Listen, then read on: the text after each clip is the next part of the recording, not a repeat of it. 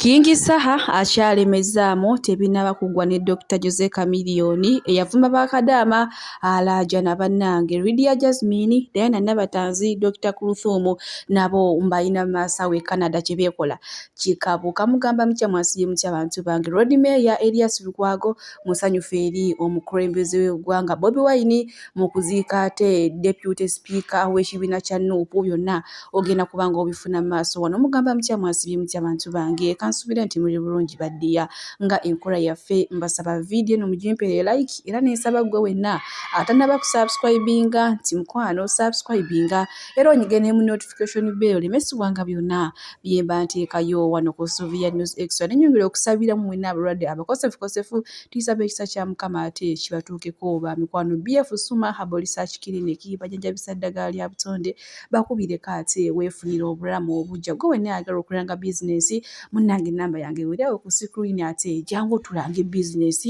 munnange sigenda kuyisa era nga nkutandise ne King Saha ono ye watandika olutalo tebiggwa yetakiriza kusemba nakyo muyina maaso awo ng'ate akyalemezezaamu ku Dr. Jose Chameleone simanyi oba Dr. Jose Chameleone agenda kumwanukula kuba yamugambye nti ono omwana omuto talina mumalirako budde ng'ekyomukisa omulungi gyali ono omwana omuto King Saha naye jjajja bannange bwetuli kati ate yamugambye sebo batuyita jjajje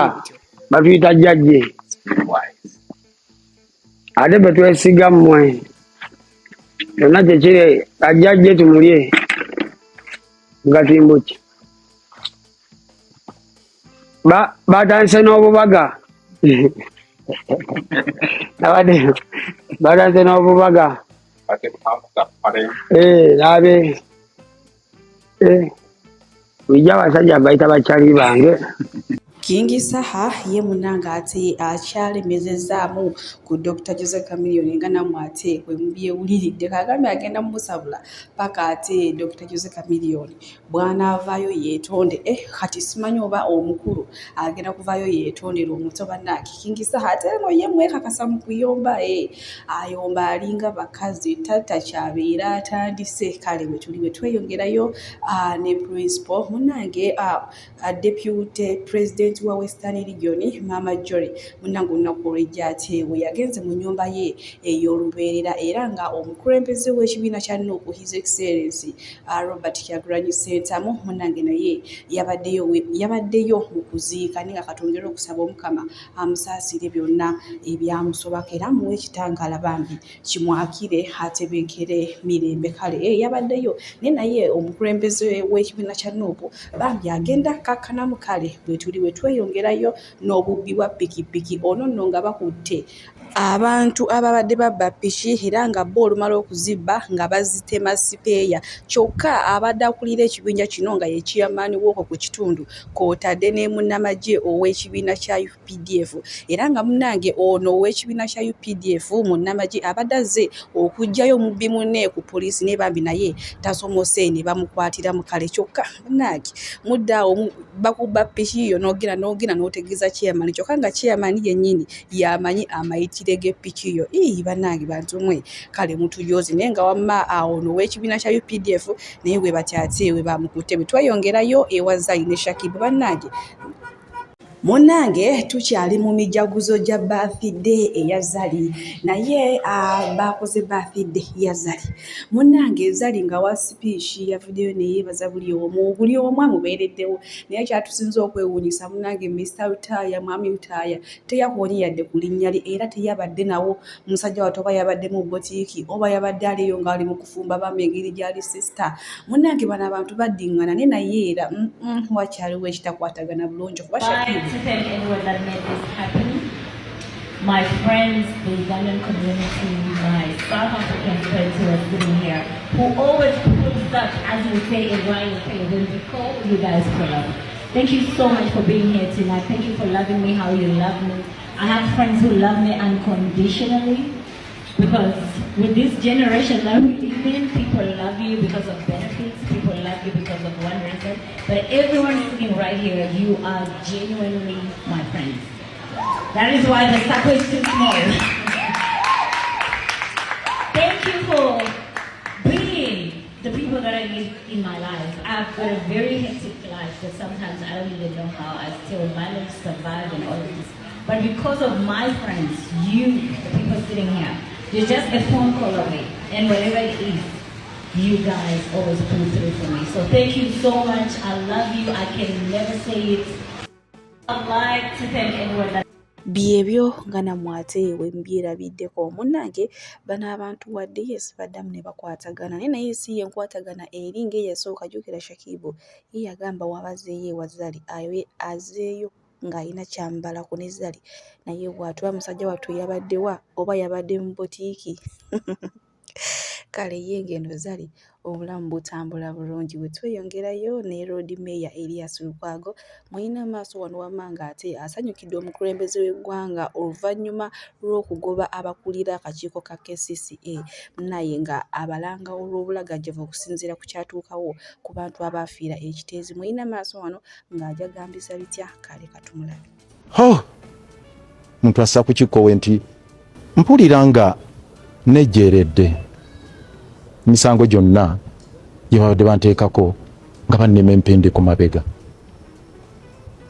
mpulira nga nejjeeredde kubanga nga nsabye nti banna nga nnwanye sinakusaba nga nnwanye mu bukulembeze tebakkiriza kwogera kigambo ayi naye munzikirize nti eyogerereko nga nnwanye n'abantu nimbaga bannange. Road Mayor Erias Lukwago ye munange musanyufu ku kya President Museveni ate okugoba abakulu ku kakiiko ka KCCA ng'asinziira ku kyaliwo ku kino ekyatta abantu ku kasasiro w'ekiteezi munange ye musanyufu agambye nti abantu baali bamukuba amagye amavundu munnaye nga ye balaba nga atalina kyakola nga balaba nga eyalemererwa naye ke kaseera munange nabo balaba omulimu gw'abadde addukanya kale bwe tuli ku sayidi ezo yenna ayogera musanyufu bitya eyo manyi abantu basobola okuzibako ekintu naye nga munange si gwe okikola kale bwe tuli bwe tweyongerayo ne baana bawala nga basalawo okuliira ssente mu Canada era nga sibaala kuliko Lydia Jasmine Diana Nabatanzi kw'otadde ne Dr. Kuluthumu Bawakiramu ow'Eriitho munange nno bagenze kulyako ku zaabwe ezibatawaanya ate ogutali musango obulamu bumpiifu ofunayo kadde ogenda odigiddemu ogenda okyakalemu era nga Diana Nabatanzi munange nga yabakulembeddemu ne bagenda e Canada ate ogutali musango ndowooza munange Dr. Kulu yagenze kusisinkanayo Akiramu ow'Eriiso manyi ye yagamba talidda mu Uganda oluvannyuma lw'okwesimbawo ku bwa pulezidenti wa Uganda n'atandika n'afuna ate amasimu agamutiisatiisa munange n'asalawo alekulire Uganda kale bwe tweyongerayo ne mwana muwala Dushi ono nga yaliko omukyala Nsubuga n'abeerako omukyala Dr. Sefuko n'omwami awo omulala eyajja n'amupropose nga bannange mulina maaso wano ng'ate yagudde mu laavu mpya naye ono amusuubiza nti tagenda mumukyawa yadde n'akatono era amwagala nga awava erinnyo bannange omwana Dushi kale katulabe kiki gy'agamba ate tweyongereyo Mwami Keddi amwagadde n'amwerabiza n'ebyansubuga bye yakyali ewaabwe bannange ate laavu empya nga bwe mugitegeera yuno wano ng'abyetottolera banaye omwami wange omulungi Mwami Keddi webale kunjagala regardless of anything. Thank you for taking good care of me. Thank you for loving me. Webale butawuliza byonna n'abantu bye boogera webale butafaayo background yange nti oba nafumbirwako wano nosigala ng'onjagala kusuubiza sijja kuswaza. I'm going to love you and you will say bwe tweyongerayo ne Chris Evans munnange oluvannyuma lw'okumufuulamu oluyimba Chris Evans okuze munnange giro wase biki ebintu bingi nnyo munaye finally yamaze ate n'afuna ekijuujulu ekya romantic entertainment nga wookiraba awo munnange weewaawo wadde abantu batandise dde okusala omugambo mbunedda oyo tasobola kwekwanira bakazi eyo video shoot biki ne bannange bantu mmwe lwaki mutyoboola abantu lwaki musala omugambo gwe tamanyi ffe tumanyi yoyo omukyala gwe yafunye weewaawo manyi badde bagamba gw'omwana ayimba ennyimba za laavu biki ne gwe ng'ebya laavu byakulema bannange bwe tuli bwe tweyongerayo mu maziga meereere era nga mwana muwala Shakira eyakuyimbira oluyimba ne kulabita omutujju simanya doozi emabegako awo yagenda n'afuna surprise y'emmotoka nitugamba bannange mumujja luddawo abasajja abategeera ababasupurizinga n'emmotoka wenjogeera saba zino gaakaaba gaakomba omusajja omusajja emmotoka yagimuggyeko yamaze nayo weeks 2 zokka. Omusajja emmotoka n'agitwala n'agiddiza, ndowooza munnange baafunyemu obutakkaanya naye kyentegeddeko mbu yali yagimuweerako obukwakkirizo. Kati munnaye mwana muwala ono obukwakkirizo bwamulemye okutuukiriza. Kale bwe tweyongerayo ne Suuna Ben munnange ne mukyala we maama w'abaana be, kubanga amulinamu omwana ate nga omukyala ali lubuto Nambwayo Mary. Nina mu maaso wano ng'ate waliwo kale abawadde ku magezi olwa bino ebikolwa bye bali okukolera ku social media. Bw'oyi baswaza mbu ate omukyala abeere mugezi aviire omusajja mbu newanaakolata omusajja newanamufuukira akayinja mu ngatto yamukoowa takyamwagalirako ddala. Mukwano biganye tambula tugende ewa muzeyi waffe waliwo ennyumba genda weebake. Kati kankubuuzemu gwagamba singa abadde sisita wange singa afa oyo katemba gwe balimu singa afa. Kati kambabuuzeemu lye omusajja ettegula lya Kasuka ne likuba emmotoka singa lyakuba Nambwayo n'afa oyo Kasuka ettegula baali musibye Suuna Ben n'asigalawo. Gwangamba lwaki Suuna Ben tafa buno obudde ani ali mu kateeba ga Kasinga. Nkugambye omusajja Kasuka ettegula lyakuba mmotoka singa lyakuba Nambwayo twali batugamba RIP amukubye ejjinja nga bamutwala luzira ng'ensolo ekomye nga bonna mwe abadde bamwaka ku intaneti mukomyawo kuba temuli muganda wammwe temuli baluganda be. Nze kino nkibagamba sisita wange ne mulaba ng'omusajja amujooga mugamba ekigambo ekyo nti Bridget nti wangi sooka wetuneko mu kamera nti oli muwala mulungi nti ye jangu tugende ebyo omusajja byayina bibye biveeko jatugende newe n'abankwaddeyo ku 5 zoonaalya as simple as that. Kunjaga jejagala mu basisita bange bali abo. Nze sikiza musajja kumanyira sisita wange nga nawe saagala kumanyira sisita wa muntu yenna wenjagala n'owange. Awo nate wetutuuse ku nsonga za Suuna Ben munnange ne Nambwayo. Emikwano gikugamba nti munnange gira oteme bukyali oba sekyo omusajja ayinza okwekwekera ate n'akutuusaako obulabi obw'amaanyi so kyandibadde kirungi munnange n'omuviira n'aleeta omukyalo omulala gw'ayagala. Kale bwe tweyongerayo n'omwami ono Joseph eyavaayo n'atyowoola bakadaama n'agamba bawunya.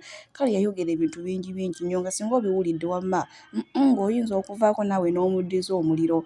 Munnange finally bakadaama baamuvuma ne batuuka n'okutta obwereere bwe kyokka bakadaama baavuma ate be bamu baakwana era n'abakubira ne video call nga yina yeeyambudde busabusa. Munnange terumaze olwo finally amaze n'afuna ate amuwolereza mbu ebintu byonna bye yayogera bituufu ng'ate wengendo batuusaako akatambi wano maaso ze munzikirize mbasiibulire wano naye nga temwerabira ennaku z'omwezi nga 28 ku Lwomukaaga Sangaalo Bukalango. Mujje tusangaale mujje tusule mu kubeerawo kwa Mukama. Gwe naayagala okulanga bizinesi nange enamba yange weerawo ku screen mukwano jangu bagenda mu byalo ne babirondeeyo ne babikuŋŋaanya tibagenda bifunira mirimu ne babifoosinga n'okukyusa eddiini. E Kampala tebibeerangamu ne biyitawo buyisi paka Ntebe era obisanga nga bibooleddwa buli omu tayagala byesembereza. Ze nabiyitamu biri mu bukaya bwabyo byonna white waggulu n'agasikaati nga wawunya n'ekisuwa ebiri naye ne bigaana okumanya ennaku. Bakadaama mufa ki n'omusajja ono? Ekizibu ekiri wakati wammwe mwenna mwe n'omukulu ono temwagala mazima. Omwami ono bye mumugamba bituufu. Bw'aba alina akasente omwana amutwale ku ssajjale. Ebyuma abazungu babirina. Nammwe byabagamba mubiteeke mu nkola era mweddeko. Bantu mwetwalira mu kiti kye mutali. Muli ba mukomba bokisi, muli banaku, mu concentrating mutegeere ennaku yammwe, mulekeraawo okumanyiira abantu. Mwe bawe mula abantu, mwe abavuma abantu, mwe abeetwalira waggulu ennyo, naye nga nekyogenda okulya enkya tokimanyi. Oli mu nnyumba ya mukyala munno, mu kifo kye wandi concentrating nze n'osaba Katonda akusomose embeera eyo, ogende ku ddaala eriddako, mu Bwakadaama mu bw'omukomba bokisi mwoyagalira ebitiibwa n'okumanyiira buli muntu. Si buli muntu yenna nti ajja kutoletinga obusiru bwammwe n'akamanyiiro. Omuntu akwagala ajja kukugamba ekituufu. bakadaama mulekeraawo okuvuma abantu, mulekeraawo okumanyiira abantu, mukimanye nti muli ku siteepu esooka mu bulamu. Omusajja bye yabagambye bituufu. Wagendera bwerere, oli ku sponsored visa, oli mu maka ga mukyala munno, okomba bokisi. So concentrate. Okola bukozi mu bulamu okukyusa embeera. Ffenna tetwali bwe tuti. Nali njoza toilet n'enkyuka n'embeera gadena paka olwaleero wendi. Nigwe lwaki oyagala tukuweera amayinja mu nnyumba ya mukyala munno mu bwakadaama mu bwayaaya? Lwaki mwoyagala tukuyitira ejjeno? Akamanyiro kamwako n'akababba byonna bye babavuma ne bye bawewemula, ensi byonna bye bayeeya mu ababyeyogerako. Mwe bennyini abeefuula ekitagasa, mwe bennyini abeekola obudingodingo, mwe bennyini abawemula abantu mu bwakadaama bwammwe. Musajja ono yalimbye ekimazima ddala. Kampala temumuyita biri mu bukaya bwa byonna wayitu waggulu n'agasikati ku mukono. Mwagala okusinzibwa ennyo mu bwayaaya mu bwamukomba bokisi okusinga abantu abalala bigaana okumanya ennaku. Si mu famire zammwe mugende ebweru ne musitama ku baffamire olowooza gwategeera ennyo. Naye kakati gino emiguunwa gye balonda eyo bye batwala mu Bawarabu. Ne muvuma abantu si bya bukulembeze, ne muwemula abakulembeze, ne muwemula buli muntu yenna. Ne ogamba ono omuntu eyalemererwa n'okuyita ategeerera atya abantu n'okumulyako ebintu by'ekifumba kyebbabwebbi. Ennyonyi mugirinnya n'efuuka ekitagasa ne muwemula ne mwekola obudingodingo mwetwala ng'abatagasa. Ku mutwe n'otunuulira omukazi omukadde myaka emeka alina n'abaana alina n'abako n'atandika okugeya n'okwanika obuziina bw'abantu abamutegeera yabyo ensi yali gawenna baga birina obuji. Bino byonna bye babavuma kirabanga tuli tekimu era mwabagamba oli muddu eyo muli bakazi abakulu abatalina mizi, abawemuzi, abasirwa abatooletoole abalekera n'ekyabatwala okukola kati nga kikimanya embeera gye kirimu munnange bulamu bwammwe. Omuntu agende wantu ne sex nga talina na right ebeera na sex. Omuntu akwagala ajja kukugamba amazima. N'okutambula passport yakyo ne bagiwamba ng'oli n'ababalimbalimba wamma oli king mu bwayaaya, oli queen mu bwayaaya, you're not a queen. Oli munaku, oli masikiini, mwana nnyo okola okuva mu bwayaaya tusobola mufenna gye twali. Tuzze tukyusa mpola, si kweyagalira mu mayumba g'abantu nti ndi maidi. Ndikadama n'okomba bokisi obeeraawo ng'oli concentrated kw'oyagala obuyinza. Ngenda tutandikanga abantu abasooka bakolako evaluation n'abasinga bagwanda. Omuntu atamanyi nankya ky'ogenda kujja. Omuntu atalinaako libate baliko ekikyalo okyusa bye babagamba. Alina osteoporosis, alina rheumatoid arthritis, alina ebirwadde ebiri mutawaana bya joints, omugongo, afunye accident. Bannange byose byenjawulo. Kadde okitegeeza omutima fasitula kitegeeza era olina omuntu takyajjukira n'egyavudde oluusi yeerabirayo, alina alzheimer's, memory loss, olina omwana takola bulungi mu kilaasi. Bannange omuliza akyankalana eddagala likola bulungi ku baana. Tulina mu katinga kano bayita prostate relax. Kano akadagala kayamba abaana okutangira prostate cancer, kabayamba alina prostate enlargement. Bana olina kansa atandiikiriza ali mu stage esookola ey'okubiri. Mugambe oba sisitawo oba bradawo oba mukwano mugambe ajja kwisangala kafe kano tagenda kuddamu kulowooza ku ebyo ebirwadde. Enkwaso ze tezimala kamuyamba okuyigiriza enkwaso ze n'okuzikyawo. Bannange tulina expowerman bw'abanga alina enkwaso ze tezimala kano kayamba okwikurizinga enkwaso ze afuna premature ejaculation bw'aba tuuse mu kisaawa amala mangu kano kandida oba any harmful bacterias.